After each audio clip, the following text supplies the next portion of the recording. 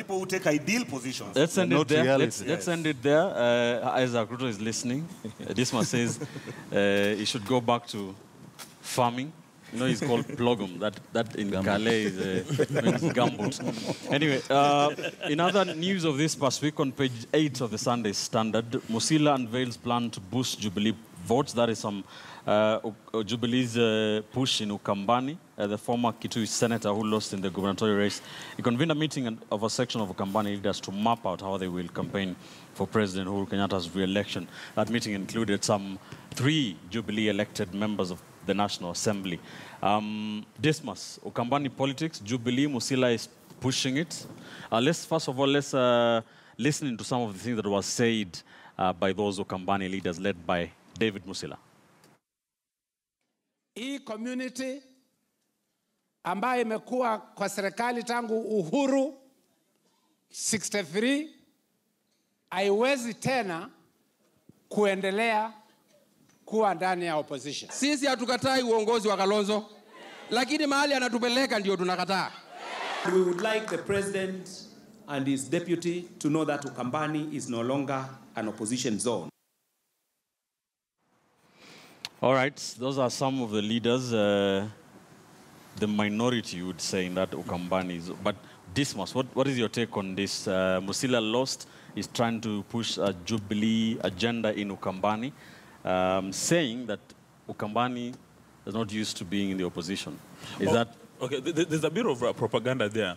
Maybe Musila has not socialized with the constitution to actually understand that in Kenya, technically speaking, there's no government and there's no opposition. Either you're in the majority or you're in the minority.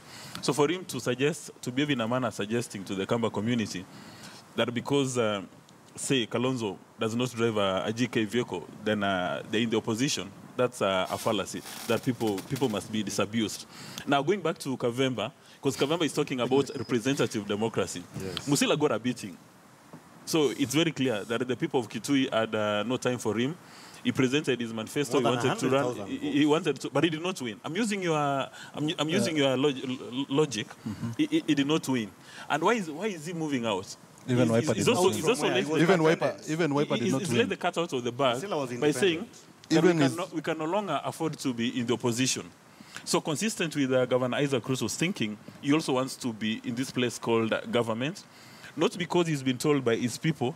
Did he call for a convention and he did an opinion poll, then people told him, no, we are tired of being in the opposition. He had people there. Let's go to government. No. Again, this is about the politics. Now there's a new term called tumbocracy. He's moving to that side because he wants to drive his selfish interest. Does this mean there were rumors that he was in Wiper. He was a chairman. Yes. Is he still the chairman? No, he resigned. He went independent. Yes. Even the Wiper candidate was stabbed. But before he went independent, there were rumors that it was just being used by Jubilee behind the covers of darkness. Does this now, after he lost the gubernatorial race, he's now supporting Jubilee, does this support that narrative that he was all along a Jubilee project? It confirms that fear. There's no doubt. But the big question one may want to ask Musila, when did he realize that the candidature of Raila Odinga and Kalonzo Musyoka is a horrible one, when in fact he was one of the key architects of Wiper? That's number one. Number two, when did he sit down with the people of Kitui and hold consultation and say, I was running for governor, you did not give me your votes, but now I want to join the so-called government. Please give me your blessings. Right. No. Somebody like Musila, from the time he completed school, he's always been occupying a public office. So when you talk us to him that he no longer be a beneficiary of a GK vehicle, a government driver, a government bodyguard, and those trappings of power, he says, no, wait a minute, I now want to work with government. And I can almost bet my head, when we go for the October elections, if Raila wins and Kalonzo is the deputy president, he'll come back trooping and say, my apologies, I took a wrong decision. Brian, what's your take on I think Musila? I'll still stand on Do you think you can get something from I will stand with my word that they are looking at who has the realistic chances of winning the next election. Not who has good policies for the nation. It's just about winning, no policies. Which Dismas will not agree with me. You know, even Wiper lost in Kitui.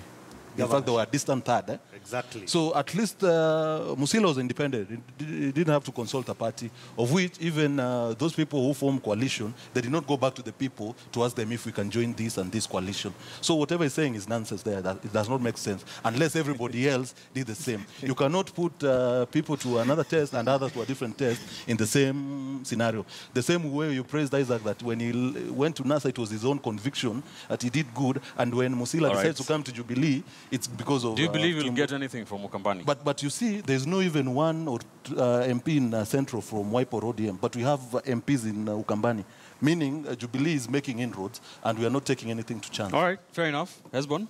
Yeah, I think it's relatively interesting for Musila because, you know, William Ruto does not come from Ukambani. It is Kalonzo Musyoka who comes from Ukambani. So to that extent, you're looking at Musila as a person who is likely, you know, to bring in some votes, given that he is squarely now in competition with Kalonzo Musyoka, in the sense that Kalonzo is looking for votes for his party and the coalition ticket, while Musila is trying for Jubilee. And again, you look at the number of votes that Musila got as an independent gubernatorial candidate. You think those numbers will translate to presidential? It tells you that Jubilee is having a serious consideration in terms of facilitating Musila and all the other Kamba MPs who are looking at supporting Jubilee.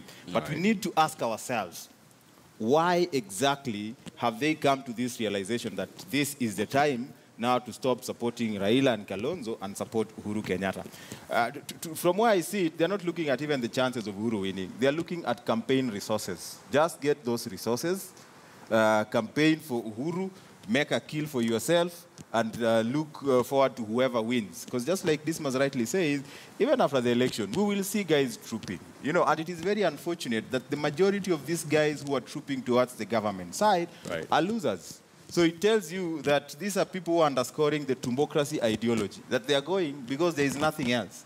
They are not seeing any political future in the near future.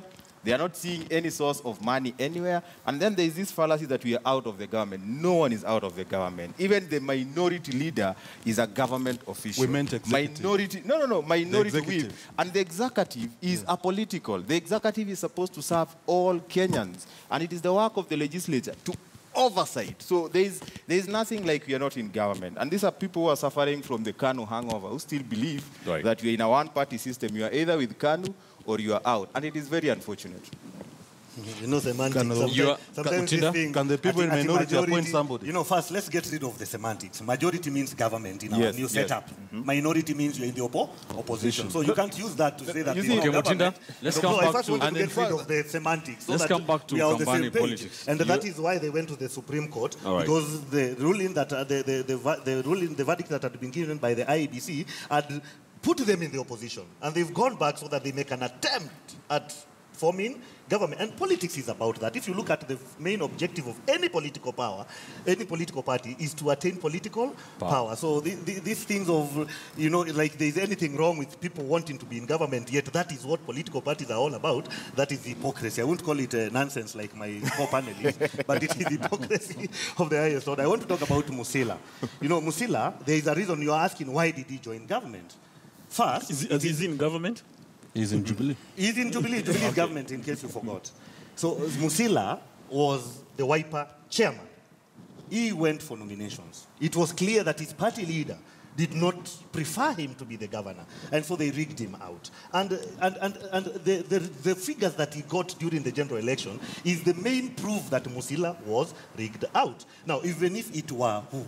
How would you be expected to go back to people who went out of their way to frustrate you politically? The other thing is that Musila has always had a soft spot for the government. Even when they were campaigning, you could hear some of the sentiments they were like you actually mentioned, including Nyenze, who was the minority leader, but sometimes could go out of his way to actually praise government, not because of anything, but because he had good reasons to do that, and he was sure that he can explain to his people. It's not because he was being sponsored by... No, what I'm saying is, as we are now talking about Musila. So Musila, with his more than 100,000 votes, as an independent, has now decided to openly come out and campaign for Jubilee. Let us first note that in Cumberland, out of the 3 counties, Jubilee got the highest number of votes from Kitui County. By then, Sorry, you're saying what? Yes, out of the 3 Kamba counties, the area that Jubilee got the highest number of votes, out of the 3, it was Kitui, then Machakos, then Makueni with the list. That's correct. Now, you need to consider, to note that by then, Musila was not openly campaigning for Jubilee.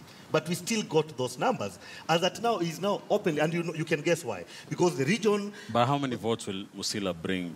Presidential votes? Every vote counts. Let me first remind you that in 2013, we missed the runoff by 8,000 votes. So if he brings us even 8,000, it would be much appreciated. Every vote counts. Right. Let's look at it from that angle, that every vote counts, and that our history has shown that our competition is so close that you cannot wish away anybody who has potential to bring a chunk of votes. Right. And Musila, for your information, those who don't know, Musila's nickname in his area is Meko.